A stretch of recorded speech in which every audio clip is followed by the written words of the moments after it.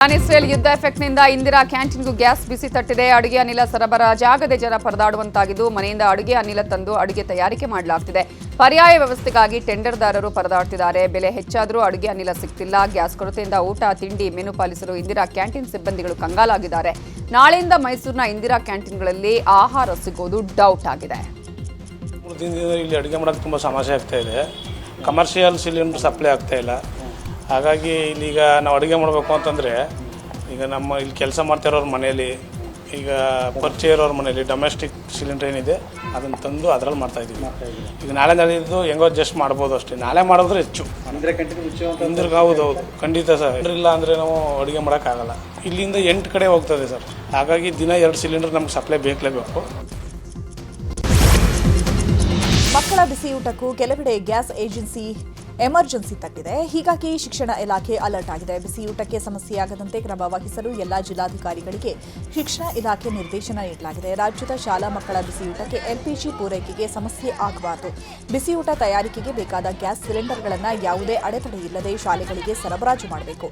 April 10ರವರೆಗೆ ಅಂದರೆ ಶೈಕ್ಷಣಿಕ ವರ್ಷದ ಕೊನೆಯ ದಿನದವರೆಗೂ ಗ್ಯಾಸ್ ಪೂರೈಕೆಗೆ ವಿತರಕರಿಗೆ ಶಿಕ್ಷಣ ಇಲಾಖೆ ಆಯುಕ್ತ ಸೂಚಿಸಿದ್ದಾರೆ.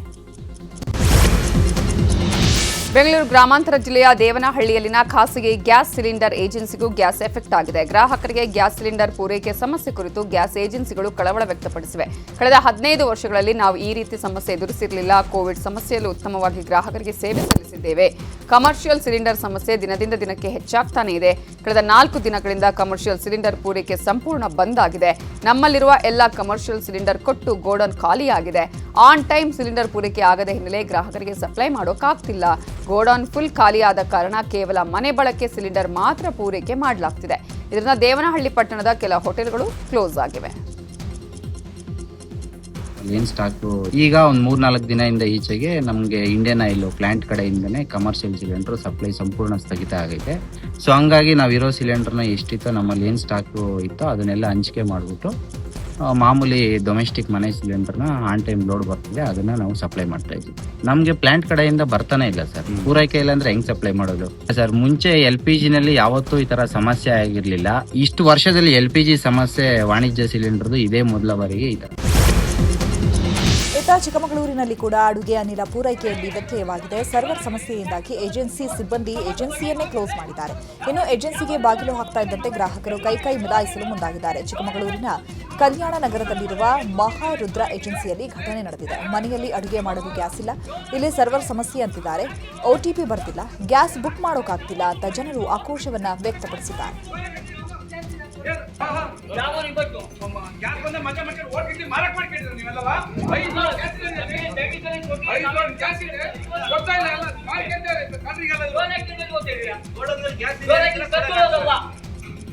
ಒಂದು ವಾರದಿಂದ ಬುಕ್ ಮಾಡ್ಲಿಕ್ಕೆ ಟ್ರೈ ಮಾಡ್ತಿದ್ವಿ. ಯಾವುದು ಬುಕ್ಕಿಂಗು ತಗೊಂತಿಲ್ಲ. ಅಂದರೆ ಇವ್ರು ಮೊಬೈಲ್ ಬುಕ್ ಮಾಡಲಿಕ್ಕೆ ಅಂತ ನಮಗೆ ಆಪ್ಷನ್ ಕೊಟ್ಟಿದ್ದಾರೆ. ಕಾಲ್ ಮಾಡಿದರೆ ಕಾಲ್ ಯಾವುದು ಕರೆಕ್ಟಾಗಿ ಕನೆಕ್ಟ್ ಆಗಲ್ಲ. ಅದು ಕನೆಕ್ಟ್ ಆದರೂ ಕೂಡ ಬುಕ್ ಆಗಿರೋದು ಯಾವುದು ಬರಲ್ಲ.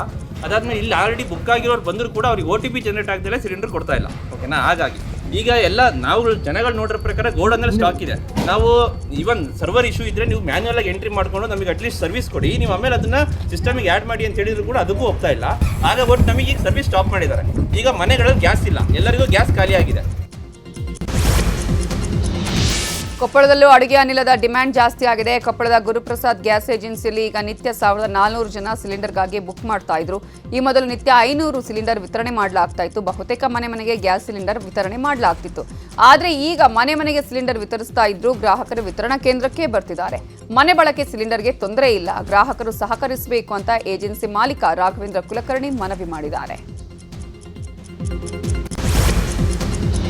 ಹಾಸನದಲ್ಲೂ ಗ್ಯಾಸ್ ಅಭಾವದಿಂದ ಗ್ರಾಹಕರಲ್ಲಿ ಆತಂಕ ಹೆಚ್ಚಾಗಿದೆ. ಗ್ಯಾಸ್ ವಿತರಣಾ ಕೇಂದ್ರದ ಬಳಿ ಜನರು ಒಟ್ಟೊಟ್ಟಾಗಿ ಬಂದು ಗ್ಯಾಸ್ ಬುಕ್ ಮಾಡ್ತಿದ್ದಾರೆ. ಇನ್ನು ದಿನಬಳಕೆ ಗ್ಯಾಸ್ ಪೂರೈಕೆಯಲ್ಲಿ ಯಾವುದೇ ವ್ಯತ್ಯಯ ಆಗಿಲ್ಲ ಅಂತ ಗ್ಯಾಸ್ ವಿತರಕ ಕೃಷ್ಣ ಮಾಹಿತಿ ನೀಡಿದ್ದಾರೆ. ವಾಣಿಜ್ಯ ಬಳಕೆಯ ಸಿಲಿಂಡರ್ ಸಮಸ್ಯೆಯಾಗಿದೆ, ದಿನಬಳಕೆ ಗ್ಯಾಸ್ ವಿತರಣೆ ಎಂದಿನಂತೆ ಇದೆ ಅಂತ ಕೃಷ್ಣ ಹೇಳ್ತಿದ್ದಾರೆ. ಸರ್, ಡೊಮೆಸ್ಟಿಕ್ ಸಿಲಿಂಡರ್ಲಿ ಏನು ವ್ಯತ್ಯಯ ಆಗಿಲ್ಲ. ಏನು ಸಿಲಿಂಡರ್ ಬರ್ತಾ ಇದೆ ರೆಗ್ಯುಲರ್ ಆಗಿ ಬರ್ತಾ ಇದೆ. ಬುಕ್ಕಿಂಗ್ ಮಾತ್ರ ಸ್ವಲ್ಪ ಜಾಸ್ತಿ ಆಗಿದೆ ಈಗ. ಜನರಲ್ಲಿ ಸ್ವಲ್ಪ ಗಾಬರಿ ಜಾಸ್ತಿ ಆಗಿ ಪ್ಯಾನಿಕ್ ಬುಕಿಂಗ್ ಜಾಸ್ತಿ ಆಗಿದೆ. ಅಷ್ಟು ಬಿಟ್ಟರೆ ರೆಗ್ಯುಲರ್ ಆಗಿ ಡೊಮೆಸ್ಟಿಕ್ ಸಪ್ಲೈಲಿ ಯಾವುದೇ ರೀತಿಯ ವ್ಯತ್ಯಯ ಆಗಿಲ್ಲ. ರೆಗ್ಯುಲರ್ ಆಗಿ ಏನು ಬರ್ತಾ ಇದೆ ಸಪ್ಲೈ ಕೊಡ್ತಾ ಇದೆ. ಕಮರ್ಷಿಯಲ್ ಗ್ಯಾಸಲ್ಲಿ ಸ್ವಲ್ಪ ವ್ಯತ್ಯಯ ಆಗಿದೆ. ಕಮರ್ಷಿಯಲ್ ಸಿಲಿಂಡರ್ಗಳು ಬರ್ತಾ ಇಲ್ಲ. ಅವಶ್ಯಕತೆ ಇದ್ದವ್ರಿಗೆ ಮಾತ್ರ ಕೊಡಿ ಅಂತ ಹೇಳಿದ್ದಾರೆ. ಗೌರ್ಮೆಂಟ್ ಹಾಸ್ಪಿಟಲ್ಸು ಮತ್ತು ಡಿಫೆನ್ಸು ಇವ್ರುಗಳಿಗೆ ಆದ್ಯತೆ ಕೊಡಿ ಅಂತ. ಈಗ ಬೆಂಗಳೂರು ದಕ್ಷಿಣ ಜಿಲ್ಲೆಯಲ್ಲೂ ಗ್ಯಾಸ್ ಪೂರೈಕೆಯಲ್ಲಿ ವ್ಯತ್ಯಯ ಆಗಿದೆ. ರಾಮನಗರದ ವಿನಾಯಕನಗರದಲ್ಲಿರೋ HP ಗ್ಯಾಸ್ ಗೋಡೌನ್ನಲ್ಲಿ ಗ್ಯಾಸ್ ಪೂರೈಕೆಯಲ್ಲಿ ಸಮಸ್ಯೆಯಾಗಿದೆ. ಎಮರ್ಜೆನ್ಸಿಗೂ ಮುನ್ನ ದಿನಕ್ಕೆ 600 ಗೃಹ ಬಳಕೆ ಸಿಲಿಂಡರ್ ಮೈಸೂರಿಂದ ಸರಬರಾಜಾಗ್ತಿತ್ತು. ಆದರೆ ಕಳೆದ 3-4 ದಿನಗಳಿಂದ ಕೇವಲ 270 ಸಿಲಿಂಡರ್ ಮಾತ್ರ ಪೂರೈಕೆ ಆಗ್ತಿದೆ. ಇನ್ನೊಂದೆಡೆ ಈಗ ಬುಕ್ಕಿಂಗ್ ಕೂಡ ಸ್ಥಗಿತವಾಗಿದೆ. ಈ ಹಿಂದೆ ದಿನಕ್ಕೆ 600 ಸಿಲಿಂಡರ್ ಬುಕ್ಕಿಂಗ್ ಆಗ್ತಿದ್ರೆ ಈಗ 1000ಕ್ಕೆ ಏರಿದೆ ಅಂತ ಹೇಳಿದ್ದಾರೆ. ಯುದ್ಧದ ಹಿಂದೆ ಮೊದಲು ಇದು ನಮಗೆ ಲೋಡ್ ಏನು ಇದು ಮಾಡಿರ್ತಾರೆ, ಇವತ್ತು ಬುಕ್ ಮಾಡಿದ್ದು ಇವತ್ತೇ ಕೊಡ್ತಾ ಇತ್ತು. ಆ ಲೆಕ್ಕದಲ್ಲಿತ್ತು. ಇವಾಗ ಬುಕ್ ಮಾಡಿದರೆ 5 ದಿನದಿಂದ 6 ದಿವಸ ಆಯ್ತೈತೆ. ಇವಾಗ ಇನ್ನು ಮುಂದೆ ಇನ್ನೂ ಲೇಟ್ ಆಗ್ಬೋದು. ಆಮೇಲೆ ಬುಕ್ಕಿಂಗ್ ಯಾವುದು ತಗೋತಾ ಇಲ್ಲ. 270 ಡೊಮೆಸ್ಟಿಕ್ ಬಂದಿದೆ, 40 ಇದು ಕಮರ್ಷಿಯಲ್. ಫುಲ್ಲು ಸಮಸ್ಯೆ ಅಂದರೆ ಹೋಟ್ಲುಗಳು ಎಲ್ಲ ಬಂದ್ ಮಾಡ್ತಾವ್ರೆ. ಮೈಸೂರಿಂದ ನಮಗೆ ಸರಬರಾಜು ಆಯ್ತಾ ಇದ್ದಿದ್ದು. ಈಗ ಮೈಸೂರಲ್ಲೇ ಅವರೇ ಹೇಳ್ತಾರೆ ಕಮರ್ಷಿಯಲ್ ಲೋಡ್ನ ಕಳಿಸ್ಬೇಡಿ, ಕಳಿಸಿದ್ರೆ ನಮಗೆ ಲೋಡ್ ಕೊಡೋಕ್ಕಾಗಲ್ಲ. ಡೊಮೆಸ್ಟಿಕ್ಕೇ ಕೊಡೋಕ್ಕಾಗ್ತಾ ಇಲ್ಲ, ಮನೆ ಸಿಲಿಂಡರ್ನೇ ನಾವು ಕೊಡೋಕ್ಕಾಗ್ತಾ ಇಲ್ಲ, ಕಳಿಸ್ಬೇಡಿ. ತುಮಕೂರು ಜಿಲ್ಲೆಯಲ್ಲೂ ಯುದ್ಧದ ಬಿಸಿ ತಟ್ಟಿದೆ. ಚಿಕ್ಕನಾಯಕನಹಳ್ಳಿಯಲ್ಲಿ ಗ್ಯಾಸ್ ಟ್ರಬಲ್ ಶುರುವಾಗಿದ್ದು ಗ್ರಾಹಕರು ಪರದಾಡುವಂತಾಗಿದೆ. ಬೆಳಗ್ಗಿನಿಂದ ಏಜೆನ್ಸಿ ಬಳಿ ಸಾವಿರಾರು ಜನರು ಜಮಾವಣೆಗೊಂಡಿದ್ದು ಸ್ಥಳಕ್ಕೆ ಪೊಲೀಸ್ ಅಧಿಕಾರಿಗಳು ದೌಡಾಯಿಸಿದರು. ಸಿಲಿಂಡರ್ಗಳನ್ನು ಬ್ಲಾಕ್ನಲ್ಲಿ 1500 ರೂಪಾಯಿವರೆಗೂ ಮಾರಾಟ ಮಾಡಲಾಗ್ತಾ ಇದೆ. ಅಲ್ಲ 5 ದಿವಸ ಇರಬೇಕು ಅಂತ ನಮಗೆ ಒಲೆ ಹಚ್ಚಕ್ಕೆ ಗ್ಯಾಸ್ ಇಲ್ಲ, ನಾವೇನ್ ಮಾಡ್ಬೇಕು? ಊಟ ಮಾಡೋದ ಉಪವಾಸ ಇರೋದ, ಅದೇ ಅವ್ರೆ ಇರೋದೆಲ್ಲ ಇದಾಗಿರಲ್ಲ. ಅಣ್ಣ ಇರೋ ರೂಲ್ಸ್ 24 ಅವರ್ಸ್ ಒಳಗಡೆ ನೀವು ತಾಂಬಂದು ಡೆಲಿವರಿ ಕೊಡ್ಬೇಕು ಅಂತ ಇರೋದು. ನೀವು ಮೆಸೇಜ್ ಬಂದಾಗ ಅದರಲ್ಲೇ ಇರುತ್ತೆ, ನೋಡ್ಕೊಳ್ಳಿ, ಓದ್ಕೊಳ್ಳಿ. ಇವ್ರು ಹೇಳ್ತಾರೆ 3 ದಿವಸ 4 ದಿವಸ ಅಂತಾರೆ. ಈಗಿರೋ ಪರಿಸ್ಥಿತಿ ನಾವು ಒಪ್ಕೊಂತೀವಿ, ಇಲ್ಲ ಅಂತಿಲ್ಲ. ಬಟ್ ಖಾಲಿ ಆಗಿರೋ ಮನೇಲಿ ಈಗ ಏನ್ ಮಾಡ್ಬೇಕು ಅದನ್ನ ನೀವು ಹೇಳಿ. ಬುಕ್ಕಿಂಗ್ ಆಗಿದೆ ನಿಮ್ದು? ಯಾವ ಡೇಟ್ ಯಾವ್ದು ಮೆಸೇಜ್ ಬಂದಿಲ್ಲ? ಡೇಟ್ ಮೆಸೇಜ್ ಬಂದಿಲ್ಲ. ಇಸ್ರೇಲ್, ಇರಾನ್, ಅಮೆರಿಕ ನಡುವೆ ಯುದ್ಧದಿಂದ ಕರ್ನಾಟಕದಲ್ಲಿ ಸಂಕಷ್ಟ ಹೆಚ್ಚುತ್ತಾ ಇದೆ. ಬೀದರ್ನಲ್ಲಿ ಮನೆ ಬಳಕೆಯ ಗ್ಯಾಸ್ಗೂ ಬಿಸಿ ತಟ್ಟಿದೆ. ಏಜೆನ್ಸಿ ಸೆಂಟರ್ ಮುಂದೆ ಸಿಲಿಂಡರ್ಗಾಗಿ ಗ್ರಾಹಕರು ಸಾಲುಗಟ್ಟಿ ನಿಂತಿದ್ದಾರೆ. ನೆಹರು ಸ್ಟೇಡಿಯಂ ಹತ್ತಿರ ಇರೋ HP ಗ್ಯಾಸ್ ಏಜೆನ್ಸಿ ಸೆಂಟರ್ ಮುಂದೆ ಬಿಸಿಲನ್ನು ಲೆಕ್ಕಿಸದೆ ಜನ ನಿಂತಿದ್ದಾರೆ. ಸಿಲಿಂಡರ್ಗಾಗಿ ಏಜೆನ್ಸಿ ಮತ್ತು ಗ್ರಾಹಕರ ನಡುವೆ ವಾಗ್ವಾದ ನಡೆದಿದ್ದು ಸಿಲಿಂಡರ್ ಸ್ಟಾಕ್ ಇಲ್ಲ, 5 ರಿಂದ 6 ದಿನ ಬಿಟ್ಟು ಬನ್ನಿ ಅಂತಿದ್ದಾರೆ. ಕೂಲಿ ನಾಲಿ ಬಿಟ್ಟು ಹಳ್ಳಿಗಳಿಂದ ಬೀದರ್ಗೆ ಬಂದು ಜನ ಸಿಲಿಂಡರ್ ಕೊಂಡೊಯ್ಯುತ್ತಿದ್ದಾರೆ. ಬುಕ್ಕಿಂಗ್ ಮಾಡಿದ್ರೆ ಗ್ಯಾಸ್ ಕೊಡ್ತಿಲ್ಲ. ಬ್ಲಾಕಲ್ಲಿ 1200 ರಿಂದ 1300 ರೂಪಾಯಿ ಕೊಟ್ಟರೆ ಸಿಗ್ತಾ ಇದೆ. ಸಕಾಲದಲ್ಲಿ ಸಿಲಿಂಡರ್ ಸಿಗದಿದ್ದಕ್ಕೆ ಬಹಳಷ್ಟು ಸಮಸ್ಯೆ ಆಗ್ತಿದೆ ಅಂತ ಜನ ಅಳಲು ತೊಡ್ಕೊಂಡಿದ್ದಾರೆ. ಮಧ್ಯಪ್ರಾಚ್ಯ ರಾಷ್ಟ್ರಗಳ ಮಧ್ಯೆ ಯುದ್ಧದ ಎಫೆಕ್ಟ್ನಿಂದ ಕೋಲಾರದಲ್ಲಿ ಆಟೋ ಗ್ಯಾಸ್ ಕೊರತೆ ಉಂಟಾಗಿದೆ. APMC ಮಾರುಕಟ್ಟೆ ಎದುರಿನ ಇಂಡಿಯನ್ ಆಯಿಲ್ ಬಂಕ್ ಬಳಿ ಆಟೋ ಚಾಲಕರು ಪರದಾಡುವಂತಾಗಿದೆ. ಬೆಳಗ್ಗೆ 6 ಗಂಟೆಯಿಂದ ಆಟೋ ಚಾಲಕರು ಸಾಲುಗಟ್ಟಿ ನಿಂತಿದ್ದಾರೆ. ಆಟೋ ಗ್ಯಾಸ್ ತುಂಬಿಸಿಕೊಳ್ಳಲು 2000ಕ್ಕೂ ಹೆಚ್ಚು ಆಟೋಗಳು ಕ್ಯೂ ನಿಂತಿದ್ವು. ಪ್ರತಿಯೊಂದು ಆಟೋಗಳಿಗೂ ಆಟೋ ಚಾಲಕರು ಫುಲ್ ಟ್ಯಾಂಕ್ ಮಾಡಿಸಿಕೊಳ್ತಿದ್ದಾರೆ. ನಿನ್ನೆ 55 ರೂಪಾಯಿ ಇದ್ದಂತಹ 1 kg LPG ಆಟೋ ಗ್ಯಾಸ್ ದರ ಇವತ್ತು 60 ರೂಪಾಯಿಗೆ ಏರಿಕೆಯಾಗಿದೆ. ಆಟೋ ಗ್ಯಾಸ್ ಕೊರತೆ ಆಗದಂತೆ ಕ್ರಮ ಕೈಗೊಳ್ಳಲು ಆಟೋ ಚಾಲಕರು ಆಗ್ರಹಿಸಿದ್ದಾರೆ. ಎಲ್ಲೂ ಸ್ಟಾಕ್ ಸಿಗ್ತಿಲ್ಲ. ಸ್ಟಾಕ್ ಸಿಗಲಿಲ್ಲ ಅಂತಂದಾಗ ಸರ್ಕಾರ ನಮ್ಮ ಪರವಾಗಿ ನಿಂತು ಅಟ್ಲೀಸ್ಟ್ ಈ ಟೈಮಲ್ಲಿ ಪ್ಯಾಂಡಮಿಕ್ ಟೈಮಲ್ಲೇ ಸರ್ಕಾರ ಏನು ಮಾಡಬೇಕಾಗ್ತದೆ, ಅದನ್ನು ಪ್ರೈಸ್ ಹೈಕ್ ಮಾಡಿದ್ರೆ ಅಟ್ಲೀಸ್ಟ್ ಇರೋ ಪ್ರೈಸಲ್ಲೇ ಎಲ್ಲರಿಗೂ ಸಿಗೋ ಒಂದು ಕೆಲಸ ಮಾಡಬೇಕು. ಈಗ ನಾವೆಲ್ಲ ಬೀದಿನಲ್ಲಿ ನಿಂತು ಬಂದು ಗ್ಯಾಸ್ಗೆ ಕಾಯ್ತಾ ಇದ್ದಾರೆ. ಕೂಲಿ ಮಾಡೋರು ನಾವು ಪ್ರತಿದಿನ ಎಷ್ಟಾಗುತ್ತೋ ಅಷ್ಟೇ ಗ್ಯಾಸ್ ಹಾಕೊಂಡು ದುಡಿಯೋಂಥವ್ರು. 1000 ರೂಪಾಯಿ ಹಾಕಿ ಫುಲ್ ಟ್ಯಾಂಕ್ ಮಾಡಿಸ್ಕೊಂಡು ಓಡಿಸೋಕ್ಕಾಗಲ್ಲ ನಮ್ಮಿಂದ. ನಾವು ಗಾಡಿಯಲ್ಲಿ ನಿಂತು ಕಾದಾಗ ಸಂಪಾದನೆ ಎಲ್ಲಿಂದ ಆಗುತ್ತೆ? ಸಂಪಾದನೆ ಆಗಲ್ಲ. ನಮ್ಮ ಮನೆಗಳು ಹೆಂಗಾಗ್ತದಪ್ಪ ಅಂತಂದರೆ ನಾವು ಪ್ರತಿದಿನ ದುಡಿದ್ರೇ ಮನೆ ನಡೀತಕ್ಕಂಥ ಪರಿಸ್ಥಿತಿ ಇರೋವಾಗ ಅದಕ್ಕೇನೋ ಒಂದು ಅನುಕೂಲ ಮಾಡಬೇಕು. ತುಂಬ ತೊಂದರೆ ಆಗ್ತಿದೆ, ಸಿಗ್ತಿಲ್ಲ ಗ್ಯಾಸು. ಬೆಳಿಗ್ಗೆ 6 ಗಂಟೆಗೆ ಬಂದರೂ ಸಿಗ್ತಿಲ್ಲ. ರೇಟ್ ಜಾಸ್ತಿ ಆಗಿದೆ, 5 ರೂಪಾಯಿ ರೈಸ್ ಆಗಿದೆ, 55 60 ಆಗಿದೆ. ಆದರೂ ಟೆನ್ಷನ್ ಇಲ್ಲ, 70 ಆಗಲಿ 80 ಆಗಲಿ ಹಾಕ್ಸ್ಕೊಳ್ತೇವೆ. ಬಟ್ ಗ್ಯಾಸ್ ನಮಗೆ ಸಿಗ್ತಾ ಇಲ್ಲ, ಸಪ್ಲೈ ಆಗ್ತಿಲ್ಲ. ಇನ್ನು ಸಾಯಂಕಾಲ ಒಳಗಡೆ ಸಂಪಾದನೆ ಮಾಡಿದ್ರೆ ಒಂದು 300-500 ರೂಪಾಯಿ ಸಂಪಾದನೆ. ಹೆಂಡತಿ ಮಕ್ಕಳು ಏನು ಸಾಕಬೇಕು, ಏನು ಮಾಡ್ಬೇಕು ಹೇಳಿ? ಕಷ್ಟ ಆಗ್ತಿದೆ ಸರ್, ತುಂಬ ಕಷ್ಟ ಆಗ್ತಿದೆ. ಇಲ್ಲಿ LPGನೇ. CNG ಸಿಗ್ತಾ ಇದೆ, ಲೋಕಲ್ ಅದು ಇಂಡಿಯನ್ ಇದು. ಬಟ್ LPG ಹೊರಗಡೆಯಿಂದ ಬರ್ತಕ್ಕಂಥದ್ದು ತುಂಬ ತೊಂದರೆ ಆಗ್ತಿದೆ. ಇದಕ್ಕೆ ದಯವಿಟ್ಟು ಅನುಕೂಲ ಏನಾದರೂ ಮಾಡಿಕೊಡ್ಬೇಕು, ಸರ್ಕಾರದಿಂದ ಏನು ಅನುಕೂಲ ಮಾಡಿಕೊಡ್ಬೇಕಷ್ಟೇ. ಮಧ್ಯಪ್ರಾಚ್ಯ ದೇಶಗಳಲ್ಲಿ ಯುದ್ಧದ ಎಫೆಕ್ಟ್ನಿಂದ ಹುಬ್ಬಳ್ಳಿಯಲ್ಲಿ ಆಟೋ ಗ್ಯಾಸ್ ಕೊರತೆ ಉಂಟಾಗಿದೆ. ಆಟೋ CNG ಮತ್ತು LPG ಬಂಕ್ಗಳು ಬಂದಾಗಿದ್ದು ಗ್ಯಾಸ್ ಪೂರೈಕೆ ಸ್ಥಗಿತದಿಂದ 12 ಬಂಕ್ಗಳ ಪೈಕಿ 3 ಬಂಕ್ಗಳು ಬಂದ್ ಆಗಿವೆ. ಕೆಲವು ಬಂಕ್ಗಳಲ್ಲಿ ಹೆಚ್ಚಿನ ಹಣ ವಸೂಲಿ ಮಾಡುತ್ತಿದ್ದಾರೆ. ಕೃತಕ ಅಭಾವ ಸೃಷ್ಟಿಸಲಾಗ್ತಿದೆ ಅಂತ ಬಂಕ್ ಮಾಲೀಕರ ವಿರುದ್ಧ ಆಟೋ ಚಾಲಕರು ಆಕ್ರೋಶ ವ್ಯಕ್ತಪಡಿಸಿದ್ದಾರೆ. ಮಂಡ್ಯ ಜಿಲ್ಲೆಯಲ್ಲಿ ಮನೆ ಬಳಕೆ ಸಿಲಿಂಡರ್ ಅಭಾವ ಇಲ್ಲ. ಅನವಶ್ಯಕವಾಗಿ ಯಾರೂ ಮುಂಗಡ ಬುಕ್ ಮಾಡಬೇಡಿ ಅಂತ ಆಹಾರ ಇಲಾಖೆ ಉಪನಿರ್ದೇಶಕ ಪ್ರತೀಕ್ ಜಿ ಹೆಗಡೆ ಮನವಿ ಮಾಡಿದ್ದಾರೆ. ಡೊಮೆಸ್ಟಿಕ್ ಸಿಲಿಂಡರ್ ಅನ್ನ ಕಮರ್ಷಿಯಲ್ ಆಗಿ ಬಳಕೆ ಮಾಡಿದರೆ ಕಾನೂನು ಕ್ರಮ ಕೈಗೊಳ್ತೀವಿ. ಕಮರ್ಷಿಯಲ್ ಸಿಲಿಂಡರ್ ಹೋಟೆಲ್ಗೆ ಕೊಡಬಾರದು, ಆಸ್ಪತ್ರೆ, ಹಾಸ್ಟೆಲ್, ಸ್ಕೂಲ್ಗೆ ಮಾತ್ರ ನೀಡಬೇಕು ಅಂತ ಎಚ್ಚರಿಕೆ ನೀಡಿದ್ದಾರೆ. ಮಂಡ್ಯ ಜಿಲ್ಲೆಗೆ ಏನು ವಿವರ ಕೊಡಬೇಕು ಅಂದರೆ ಆ ಥರ ಕೊರತೆ ಅನ್ನೋದು ಡೊಮೆಸ್ಟಿಕ್ ಗ್ಯಾಸಲ್ಲಿ ಇಲ್ಲ, ಡೊಮೆಸ್ಟಿಕ್ LPG ಗ್ಯಾಸಸಲ್ಲಿ ಇಲ್ಲ. ಇದು ಮಾಹಿತಿ ನಮಗೆ ಬಂದಿರೋದು ಎಲ್ಲ ಸೇಲ್ಸ್ ಆಫೀಸರ್ಸ್ ಅಂದರೆ HPC, BPC ಮತ್ತು IOC ಸೇಲ್ಸ್ ಆಫೀಸರ್ಸಿಂದ ಈ ಮಾಹಿತಿ ನಮಗೆ ಸಿಕ್ಕಿದೆ. LPG ಡೊಮೆಸ್ಟಿಕ್ ಸಿಲಿಂಡರ್ಸ್ ಬಗ್ಗೆ ಯಾವುದೇ ಕೊರತೆ ಇಲ್ಲ. ಯಾರು ದಯವಿಟ್ಟು ಹಾಗಾಗಿ ಪ್ಯಾನಿಕ್ ಬುಕ್ಕಿಂಗ್ ಮಾಡೋಕ್ಕೆ ಹೋಗಬೇಡಿ ಅನಾವಶ್ಯಕವಾಗಿ. ಸೊ ಏನು ಶಾರ್ಟೇಜ್ ಇಲ್ಲದೆ ಇರೋದ್ರಿಂದ ನೀವು ಹೇಗೆ ಮುಂಚೆ ಹೇಗೆ ಬುಕ್ ಮಾಡ್ತೀವಿ ಅದೇ ರೀತಿ ಬುಕ್ ಮಾಡಿದ್ರೆ ಏನೋ. ಬೆಂಗಳೂರು ಗ್ರಾಮಾಂತರ ಜಿಲ್ಲೆ ದೊಡ್ಡಬಳ್ಳಾಪುರ ತಾಲೂಕಿನ ಇತಿಹಾಸ ಪ್ರಸಿದ್ಧ ಘಾಟಿ ಸುಬ್ರಹ್ಮಣ್ಯ ದೇವಾಲಯಕ್ಕೂ ಸಿಲಿಂಡರ್ ಎಫೆಕ್ಟ್ ತಟ್ಟಿದೆ. ದೇವಾಲಯ ಸಿಬ್ಬಂದಿ ಅನ್ನಪ್ರಸಾದ ವಿತರಣೆಯಲ್ಲಿ ಬದಲಾವಣೆ ಮಾಡಲಾಗಿದ್ದು, ಮೊದಲು 8 ಗಂಟೆಯಿಂದ 12 ಗಂಟೆವರೆಗೂ ತಿಂಡಿಯ ವ್ಯವಸ್ಥೆ ಇತ್ತು. ಮಧ್ಯಾಹ್ನ ಅನ್ನ ಸಾಂಬಾರ್ ಮಾಡ್ತಾ ಇದ್ರು. ಈಗ 11 ಗಂಟೆಯಿಂದ ನೇರವಾಗಿ ತಿಂಡಿ ವ್ಯವಸ್ಥೆ ಮಾಡಲಾಗಿದ್ದು, ಮಧ್ಯಾಹ್ನದ ಊಟವನ್ನೇ ನಿಲ್ಲಿಸಲಾಗಿದೆ. ಪ್ರಸಾದ ವ್ಯವಸ್ಥೆ ಮಾಡಲು ಕಮರ್ಷಿಯಲ್ ಸಿಲಿಂಡರ್ ಸಮಸ್ಯೆ ಉಂಟಾಗಿದೆ. ಅಡುಗೆ ಮಾಡೋದಕ್ಕೆ ಸೌದೆ ಒಲೆ ಮೊರೆ ಹೋಗಲಾಗಿದೆ. ಅಡುಗೆ ಮಾಡೋದಕ್ಕೆ ಕೇವಲ 4 ಸಿಲಿಂಡರ್ ಮಾತ್ರ ಇದೆ. ನಾಳೆಯಿಂದ ಸೌದೆ ಒಲೆಯಲ್ಲೇ ಅಡುಗೆ ಮಾಡೋದಕ್ಕೆ ಒಲೆಗಳ ಸಿದ್ಧತೆಯನ್ನ ಮಾಡಿಕೊಳ್ಳಲಾಗಿದೆ. ಸರ್, ಅದಕ್ಕೆ ನಾವು ಪರ್ಯಾಯ ಈಗಾಗಲೇ ಇವರು ಸೌದೆ ಸಪ್ಲೈ ಮಾಡೋರಿಗೆ ಹತ್ರ ಎಲ್ಲ ಮಾತಾಡಿದ್ವಿ. ಅಲ್ಲಿ ಮಾಡೋಕ್ಕೆ ನೀರಿನ ವ್ಯವಸ್ಥೆ ಎಲ್ಲ ಮಾಡ್ಕೊತಾ ಇದ್ವಿ. ನಾಳೆಯಿಂದ ನಾವು ಸೌದೆ ಒಲೆಯಲ್ಲಿ ಮಾಡೋಕ್ಕೆ ವ್ಯವಸ್ಥೆ ಮಾಡ್ತೀವಿ ಸರ್. ಭಾನುವಾರ ಮಂಗಳವಾರ ಎಲ್ಲನೂ ಒಂದು 12,000 ರಿಂದ 15,000ವರೆಗೂ ಬರೋರು ಭಕ್ತರು ಹಿಂದೆ. ಹಾಗಾಗಿ ನಾವು ಈಗ ತಿಂಡಿ ವ್ಯವಸ್ಥೆನ ಮಾಡ್ತಾ ಇದ್ದೀವಿ. ಸೌದೆಯಲ್ಲೇ ಮಾಡಿ ಸ್ವಲ್ಪ ಹೆಚ್ಚು ಕಡಿಮೆ ಹಿಂದೆ ಮಾಡಿದಷ್ಟು ಮಾಡ್ದಿದ್ರು ಸ್ವಲ್ಪ ಒಂದು ಟೈಮಿಂಗ್ಸು ಹೆಚ್ಚು ಕಡಿಮೆ ಮಾಡ್ಕೊತೀವಿ. ಈಗ ಗ್ಯಾಸ್ ಅಭಾವ ಆಗಿರೋದ್ರಿಂದ ನಾವು ಒಂದು ಐಟಮ್ ಮಾಡಿಬಿಟ್ಟು ದೊನ್ನೆಯಲ್ಲಿ ಕೊಡೋ ವ್ಯವಸ್ಥೆ ಮಾಡ್ಕೊಂಡಿದ್ವಿ ಸರ್. ಈಗ ತಕ್ಷಣಕ್ಕೆ ತಟ್ಟೆಯಲ್ಲಿ ಕೊಡ್ತಾ ಇದ್ವಿ.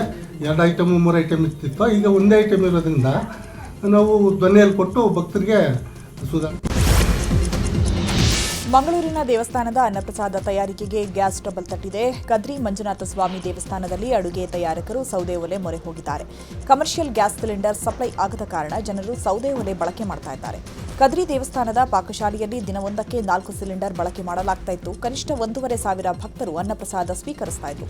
ಇದೀಗ ಗ್ಯಾಸ್ ಪೂರೈಕೆ ಬಂದ್ ಆದ ಕಾರಣ ಸೌದೆ ಒಲೆಯ ಮೊರೆ ಹೋಗಿದ್ದಾರೆ. ಭಕ್ತರಿಗೆ ಅನ್ನಪ್ರಸಾದ ವಿತರಣೆಗೆ ತೊಂದರೆ ಆಗದಂತೆ ದೇವಸ್ಥಾನದ ಆಡಳಿತ ಮಂಡಳಿ ಕ್ರಮ ಕೈಗೊಳ್ಳಲಾಗಿದೆ. ಕದ್ರಿ ಕ್ಷೇತ್ರದಲ್ಲೂ ಕೂಡ ನಮ್ಗೆ ಗ್ಯಾಸಿನ ವ್ಯವಸ್ಥೆಗೆ ತುಂಬ ಕೊರತೆ ಆಗಿದೆ. ಆದರೆ ವ್ಯತ್ಯಾಸ ಆಗಿದೆ. ಆದರೆ ನಮ್ಮ ಅನ್ನದಾನದ ಇದರಲ್ಲಿ ಯಾವುದೇ ಒಂದು ಲೋಪ ಆಗಬಾರ್ದಂಥ ದೃಷ್ಟಿಯಲ್ಲಿ ನಾವು ಕಟ್ಟಿಗೆಗೆ ಮೊರೆ ಹೋಗುವಂಥ ಪರಿಸ್ಥಿತಿ ಇವತ್ತು ಬಂದಿದೆ. ಇವತ್ತು ಯಾವ ರೀತಿ ನಿನ್ನೆ ಮೊನ್ನೆ ಆಗ್ತಾಯಿತ್ತು ಅದೇ ರೀತಿಯ ವ್ಯವಸ್ಥೆಗಳು ಆಗ್ತದೆ. ಅನ್ನ ಆಗಿರಲಿ, ಸಾರಾಗಿರಲಿ, ಗಸಿ ಆಗಿರಲಿ ಅಥವಾ ಪಾಯಸ ಎಲ್ಲವೂ ಇರ್ತದೆ. ಆದರೆ ಒಂದು 4-5 ದಿವಸ ಇಂಥದೇ ವ್ಯವಸ್ಥೆ ಆದರೆ ನಾವು ಒಂದು 2 ಐಟಮ್ಗಳನ್ನು ಕಮ್ಮಿ ಮಾಡಿಕೊಂಡು. ರಾಜ್ಯದಲ್ಲಿ ಸಿಲಿಂಡರ್ ಸಮಸ್ಯೆ ಹೆಚ್ಚುತ್ತಿದೆ. ಈ ಬಗ್ಗೆ ವಿಧಾನಸೌಧದಲ್ಲಿ ಶಾಸಕ ಪ್ರದೀಪ್ ಈಶ್ವರ್ ಮಾತಾಡಿದ್ದಾರೆ. ಕರ್ನಾಟಕದಲ್ಲಿ ಸಿಲಿಂಡರ್ ಸಮಸ್ಯೆಯಿಂದ ಪ್ರತಿಯೊಂದು ಕುಟುಂಬ ಸಫರ್ ಆಗ್ತಿದೆ. ಇದಕ್ಕೆ ಕೇಂದ್ರ ಸರ್ಕಾರವೇ ಕಾರಣ. ಆದರೆ ಇದೇ ಹೊತ್ತಲ್ಲೇ ಅಶೋಕ್, ಸುನೀಲಣ್ಣ ಕೇರಳ ಸ್ಟೋರಿ ಸಿನಿಮಾ ನೋಡ್ತಾರೆ. ಆದರೆ ಕರ್ನಾಟಕ ಸ್ಟೋರಿ ಕೇಳೋರು ಯಾರು ಅಶೋಕಣ್ಣ ಅಂತ ವ್ಯಂಗ್ಯವಾಡಿದ್ದಾರೆ. ಸುನೀಲಣ್ಣ ಅವರು ಸಿಲಿಂಡರ್ ಸಮಸ್ಯೆಯಿಂದ ಪ್ರತಿಯೊಂದು ಕುಟುಂಬನೂ ಸ್ಟ್ರಗಲ್ ಆಗ್ತಿದೆ. ಈ ಸಿಲಿಂಡರ್ ಸಮಸ್ಯೆಗೆ ಕೇಂದ್ರದ BJP ನರೇಂದ್ರ ಮೋದಿ ಅವರೇ ಕಾರಣ. ಸಿಲಿಂಡರ್ ಸಮಸ್ಯೆಯಿಂದ ನಾವು ನರಳುತ್ತಿದ್ರೆ ನಮ್ಮ ಔಟ್ ಗೋಯಿಂಗ್ ವಿರೋಧ ಪಕ್ಷದ ನಾಯಕರಾದ ಅಶೋಕಣ್ಣ, ಇನ್ಕಮಿಂಗ್ ವಿರೋಧ ಪಕ್ಷದ ನಾಯಕರಾದ ಸುನೀಲ್ ಅಣ್ಣ ಅವರು ಕೇರಳ ಸ್ಟೋರಿ 2 ಪಿಕ್ಚರ್ ನೋಡ್ತಾರೆ. RSS ಹಿನ್ನೆಲೆ ಇರ್ತಕ್ಕಂಥವ್ರು ಯಾರೋ ತೆಗೆದಿದ್ದಾರೆ ಅನ್ನೋ ಕಾರಣಕ್ಕೆ ಅವರು ಕೇರಳ ಸ್ಟೋರಿ 2 ಪಿಕ್ಚರ್ ಹೋಗಿ ನೋಡ್ತಾರೆ. ಇದರಿಂದ ನಿಮ್ಗೆ ಅರ್ಥ ಆಗುತ್ತೆ ಇವ್ರ ಪ್ರಿಯಾರಿಟಿ ಏನು ಅಂತ. ಸಿಲಿಂಡರ್ ಇಲ್ಲದೆ PGಗಳು ಕ್ಲೋಸ್ ಆಗಿದೆ, ಹೋಟೆಲ್ಗಳು ಕ್ಲೋಸ್ ಆಗಿದೆ, ಫ್ಯಾಮಿಲಿಗಳು ಸ್ಟ್ರಗಲ್ ಆಗ್ತಿದೆ.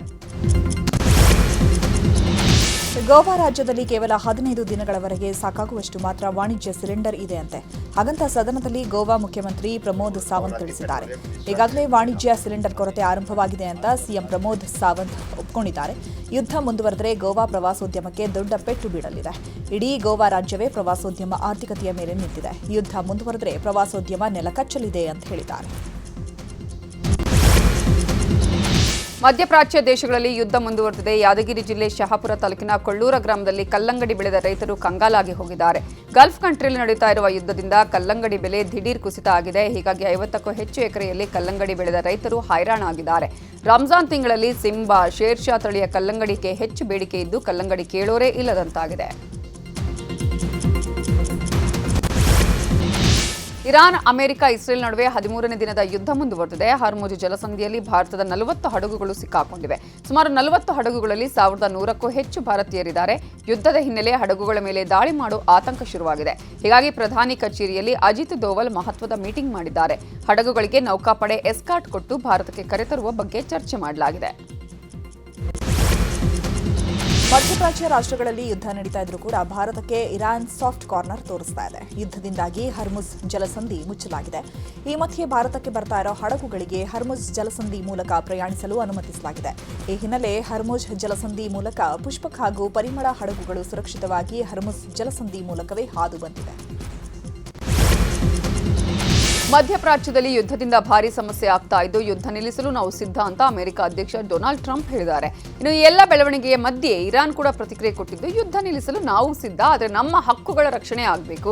ಯುದ್ಧದಿಂದ ನಮಗಾದ ನಷ್ಟದ ಬಗ್ಗೆ ಅಂತಾರಾಷ್ಟ್ರೀಯ ಸಂಸ್ಥೆಗಳು ಗಮನ ಹರಿಸಬೇಕು. ಇನ್ನು ಮುಂದೆ ಈ ರೀತಿಯ ಘಟನೆ ಆಗದ ಹಾಗೆ ಎಲ್ಲರೂ ಎಚ್ಚರ ವಹಿಸಬೇಕು ಅಂತ ಇರಾನ್ ಅಧ್ಯಕ್ಷ ಮೌಸಾದ್ ಎಕ್ಸ್ನಲ್ಲಿ ಪೋಸ್ಟ್ ಮಾಡಿದ್ದಾರೆ. ನಾವು ರಷ್ಯಾ ಸೇರಿದಂತೆ ಅನೇಕ ನಾಯಕರ ಜೊತೆ ಚರ್ಚೆ ನಡೆಸಿದ್ದೇವೆ ಅಂತ ಹೇಳಿದರು. ಮಧ್ಯಪ್ರಾಚ್ಯದಲ್ಲಿ ಯುದ್ಧ ಸಂಘರ್ಷದ ನಡುವೆ ಸೌದಿ ಅರೇಬಿಯಾದ ರಾಸ್ ತನೂರಾ ಬಂದರ್ನಿಂದ ಕಚ್ಚಾ ತೈಲ ತುಂಬಿದ ಹಡಗು ಮುಂಬೈಗೆ ಬಂದಿದೆ. ಲೈಬೀರಿಯನ್ ಧ್ವಜ ಹೊಂದಿರುವ ಹಡಗು ಹಾರ್ಮುಜ್ ಜಲಸಂಧಿ ಮೂಲಕವೇ ಮುಂಬೈ ಬಂದರಿಗೆ ಆಗಮಿಸಿದೆ. ಭಾರತಕ್ಕೆ ಸಂಬಂಧಪಟ್ಟಂತಹ ಹಡಗುಗಳನ್ನು ಹಾರ್ಮುಜ್ ಜಲಸಂಧಿ ಮೂಲಕ ಸಾಗೋದಕ್ಕೆ ಇರಾನ್ ಅನುಮತಿ ಕೊಟ್ಟಿತ್ತು. ಹೀಗಾಗಿ ಶೆನ್ಲಾಗ್, ಸುಯೆಜ್ ಮ್ಯಾಕ್ಸ್ ಹೆಸರಿನ ಹಡಗುಗಳು ಮುಂಬೈಗೆ ಬಂದಿಳಿವೆ. ದೆಹಲಿ, ಮಹಾರಾಷ್ಟ್ರದಲ್ಲೂ ಅಡುಗೆ ಸಿಲಿಂಡರ್ ಬೆಲೆ ಗಗನಕ್ಕೆ ಏರಿದೆ. ದೆಹಲಿಯಲ್ಲಿ ₹1,500 ಇದ್ರೆ ಮುಂಬೈನಲ್ಲಿ ₹3,000 ಏರಿಕೆಯಾಗಿದ್ರೆ ಬೆಂಗಳೂರಿನಲ್ಲಿ ₹1,500 ಬೆಲೆ ದಾಟಿದೆ. ಕೆಲವು ವಾಣಿಜ್ಯ ಸಿಲಿಂಡರ್ಗಳು ಹೆಚ್ಚು ದರಗಳನ್ನು ದುಪ್ಪಟ್ಟಾಗ್ತಾ ಇದೆ. ಕಾಳಸಂತೆಯಲ್ಲಿ ಇನ್ನೂ ಹೆಚ್ಚಿನ ಬೆಲೆಗೆ ಅಡುಗೆ ಸಿಲಿಂಡರ್ ಮಾರಾಟವಾಗ್ತಾ ಇದೆ. ಅಡುಗೆ ಸಿಲಿಂಡರ್ ಅಭಾವದಿಂದ ಹೋಟೆಲ್, ಪಿಜಿ, ದೇವಸ್ಥಾನದ ಅಡುಗೆ ಮನೆಗೂ ಎಫೆಕ್ಟ್ ತಟ್ಟಿದೆ. ಆತಂಕ ಪಡುವ ಅಗತ್ಯ ಇಲ್ಲ ಅಂತ ಹೇಳಿ ಪ್ರಧಾನಿ ಹೇಳ್ತಾರೆ, ಆದರೆ ಅವರೇ ಬೇರೊಂದು ಕಾರಣಕ್ಕೆ ಆತಂಕಗೊಂಡಿದ್ದಾರೆ ಅಂತ ವಿಪಕ್ಷ ನಾಯಕ ರಾಹುಲ್ ಗಾಂಧಿ ವ್ಯಂಗ್ಯವಾಡಿದ್ದಾರೆ. ನವದೆಹಲಿಯಲ್ಲಿ ಮಾತಾಡಿದ ರಾಹುಲ್ ಗಾಂಧಿ ಸದನದ ಒಳಗೂ ಅವರು ಬರ್ತಿಲ್ಲ ಅಂತ ಹೇಳಿದ್ದಾರೆ. Not able to come inside. There is no need to panic. But PM himself is panicked for completely different reasons, right? So he is himself panicked. He's panicked because of Epstein. He's panicked because of Adani case. He's not able to come inside the house. You saw yesterday the Prime Minister's chair खाली पड़ी थी, अंदर नहीं पा रहे. तो देश को कह रहे पैनिक मत करो, अपने आप पैनिक हैं. There is no need to panic. But PM.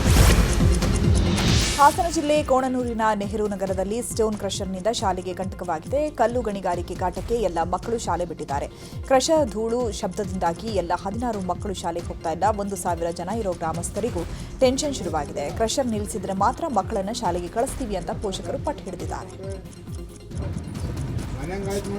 Sir, ಇಲ್ಲಿ ಕರೆಕ್ಟಾಗಿ 300 ಮೀಟರ್ ದೂರದಲ್ಲಿ ಪ್ರೆಷರ್ ಮಾಡ್ತಾ ಇದ್ದಾರೆ. ಇಲ್ಲಿಗೆ ಕಾಣಿಸುತ್ತೆ, ಅಲ್ಲಿ ಸೌಂಡು ಈಗಲೂ ಕೆಲಸ ಮಾಡ್ತಾ ಇದ್ದಾರೆ. ಆದರೆ ಬ್ರೇಕರ್ ಇಟ್ಟಿಲ್ಲ ಇವತ್ತು. ಸಿಕ್ಕಾಬಟ್ಟೆ ಸೌಂಡು, ಧೂಳು ಬರುತ್ತೆ. ಆ ಧೂಳಿಂದ ಮಕ್ಕಳ ಆರೋಗ್ಯದ ಮೇಲೆ ಪ್ರಮಾಣ ಬೀರ್ತೈತೆ. ಅದರಿಂದ ಮಕ್ಕಳುಗಳಿಗೆ ಸುಮಾರು ಆರೋಗ್ಯ ಸಮಸ್ಯೆ ಮಲಗಿದ್ದ ಜಾಗದಲ್ಲೆಲ್ಲ ಏನೇನು ಮಾಡ್ಕೊತಾ ಇರ್ತದೆ. ಮತ್ತು ಇಲ್ಲಿ ನಮ್ಮ ಸ್ಕೂಲ್ ಶಾಲಾ ಮಕ್ಕಳು 1-1.5 ತಿಂಗಳಿಂದ ಶಾಲೆಗೆ ಬರ್ತಾಯಿಲ್ಲ. ಕಾರಣ ಇಷ್ಟೇ, ಗಣಿಗಾರಿಕೆ ನೋಡಿ ಇಲ್ಲಿ ಕಾಣಿಸ್ತೈತಲ್ಲ ಧೂಳು ಮತ್ತು ಸೌಂಡಿಂದ ಮಕ್ಳು ಏನು ಮಾಡ್ತವೆ ಅಂತಂದರೆ ಕಿವಿ ನೋವು, ಒಂಥರ ಬಳಲು ಬರೋದು. ಊಟಕ್ಕೆ ಅನ್ನದಲ್ಲೆಲ್ಲ ಇದು ಸಿಗುತ್ತೆ ಅಂತ ಹೇಳ್ಬಿಟ್ಟು ಊಟ ಮಾಡೋದನ್ನ ಒಂದು ಸ್ವಲ್ಪ ಇದು ಮಾಡೋರೆ. ಊಟ ಒಂದು ಸ್ವಲ್ಪ ನೆಗ್ಲೆಕ್ಟ್ ಆಗಿ ಊಟ ಮಾಡಿ. ವಿಧಾನಸಭೆಯಲ್ಲಿ ಸರ್ಕಾರ ಹಾಗೂ ವಿಪಕ್ಷ ನಾಯಕರ ನಡುವೆ ಬಿಪಿಎಲ್ ಕಾರ್ಡ್ ಬಗ್ಗೆ ಜಟಾಪಟಿ ನಡೆಯಿತು. ಸದನದಲ್ಲಿ ಶಾಸಕ ಅಶ್ವಥ್ ನಾರಾಯಣ್ ಬಿಪಿಎಲ್ ಕಾರ್ಡ್ದಾರರ ಬಗ್ಗೆ ಪ್ರಸ್ತಾಪ ಮಾಡಿದ್ರು. 2017ರ ಬಿಪಿಎಲ್ ಕಾರ್ಡ್ ಪಡೆಯಲು ಅವರ ವರ್ಷದ ಆದಾಯ ₹1,20,000 ಇರಬೇಕು ಅಂತ ನಿಗದಿ ಇದೆ. ನಗರದಲ್ಲಿ ಪ್ರತಿ ಸೇವೆಗೂ ದುಡ್ಡು ಕೊಡಬೇಕು. ಬಿಪಿಎಲ್ ಕಾರ್ಡ್ದಾರರಿಗೆ ಅಂತ್ಯೋದಯ ಕಾರ್ಡ್ ಕೊಡಬೇಕು ಅಂತ ಹೇಳಿದ್ರು. ಆಹಾರ ಸಚಿವರ ಪರವಾಗಿ ದಿನೇಶ್ ಗುಂಡೂರಾವ್ ಉತ್ತರ ಕೊಟ್ಟಿದ್ದು, ನಾವು ಯಾರನ್ನೂ ಹುಡುಕಿಕೊಂಡು ಹೋಗಿ ಬಿಪಿಎಲ್ ಕಾರ್ಡ್ ಕೊಡೋಕ್ಕಾಗಲ್ಲ. ಯಾರು ಅರ್ಜಿ ಸಲ್ಲಿಸ್ತಾರೆ ಅವರನ್ನ ಅಲ್ಲಿ ಅರ್ಹರನ್ನ ನೋಡಿಕೊಂಡು ಕಾರ್ಡ್ ಕೊಡ್ತೇವೆ ಅಂತ ಹೇಳಿದ್ರು. ನಿನ್ನೆ ಜಮ್ಮು ಕಾಶ್ಮೀರದಲ್ಲಿ ಮಾಜಿ ಸಿಎಂ ಫಾರೂಕ್ ಅಬ್ದುಲ್ಲಾ ಮೇಲಿನ ಗುಂಡಿನ ದಾಳಿಗೆ ಎಲ್ಲೆಡೆ ಖಂಡನೆ ವ್ಯಕ್ತವಾಗಿದೆ. ಘಟನೆ ಬಗ್ಗೆ ರಾಜ್ಯಸಭೆಯಲ್ಲಿ ವಿಪಕ್ಷ ನಾಯಕ ಮಲ್ಲಿಕಾರ್ಜುನ ಖರ್ಗೆ ಕೇಂದ್ರ ಸರ್ಕಾರವನ್ನು ತರಾಟೆಗೆ ತೆಗೆದುಕೊಂಡರು. ಇದೊಂದು ಅತ್ಯಂತ ಗಂಭೀರವಾದ ವಿಷಯ. ನಿಮ್ಮ ಆಡಳಿತದಲ್ಲಿ ಕಾಶ್ಮೀರದ ಜನರು ಸುರಕ್ಷಿತವಾಗಿಲ್ಲ. ಕಾಶ್ಮೀರದಲ್ಲಿ ಯಾರಿಗೂ ಭದ್ರತೆ ಅನ್ನೋದೇ ಇಲ್ಲದಂತಾಗಿದೆ ಅಂತ ಕಿಡಿಕಾರಿದರು. कश्मीर में फारूक अब्दुल्ला साहब के ऊपर हमला किया गया है. ये आज ऐसा माहौल वहां पर क्यों हुआ? अगर थोड़े एक ही मिनट अगर होता तो फारूक अब्दुल्ला को मार देते थे। ये हुआ कि लोकल उनकी जो साथ में रहने वाली सिक्योरिटी है उसने बचा ली। लेकिन मैं समझता हूं कि क्या गवर्नमेंट का इरादा है कि ವಿರೋಧ ಪಕ್ಷದ ನಾಯಕನಿಗೆ ಸದನದಲ್ಲಿ ಮಾತಾಡಲು ಅವಕಾಶ ನೀಡಲಾಗಿಲ್ಲ ಅನ್ನುವ ಆರೋಪಗಳನ್ನು ಲೋಕಸಭೆ ಸ್ಪೀಕರ್ ಓಂ ಬಿರ್ಲಾ ತಿರಸ್ಕರಿಸಿದ್ದಾರೆ. ಸಂಸತ್ನಲ್ಲಿ ವಿಪಕ್ಷದವರು ಮೈಕ್ ಅನ್ನು ಆಫ್ ಮಾಡಿದ್ದಾರೆ ಅಂತ ಆರೋಪ ಕೇಳಿ ಬಂದಿತ್ತು. ಇದಕ್ಕೆ ಸ್ಪೀಕರ್ ಓಂ ಬಿರ್ಲಾ ಸ್ಪಷ್ಟನೆ ಕೊಟ್ಟಿದ್ದಾರೆ. ನಾನು ಎಲ್ಲಾ ಪಕ್ಷಗಳ ಸಂಸದರನ್ನ ಸಮಾನಾಗಿ ನೋಡ್ತೇನೆ, ಸಮಾನಾಗಿ ಅವಕಾಶ ಕೊಡ್ತೇನೆ, ಯಾರಿಗೂ ಭೇದ ಭಾವ ಮಾಡಿಲ್ಲ, ನಾನು ಯಾರ ಮೈಕ್ ಅನ್ನು ಆಫ್ ಮಾಡಿಸಿಲ್ಲ, ನನ್ನ ವಿರುದ್ಧ ಆರೋಪ ಸುಳ್ಳು ಅಂತ ಸ್ಪಷ್ಟನೆ ಕೊಟ್ಟಿದ್ದಾರೆ.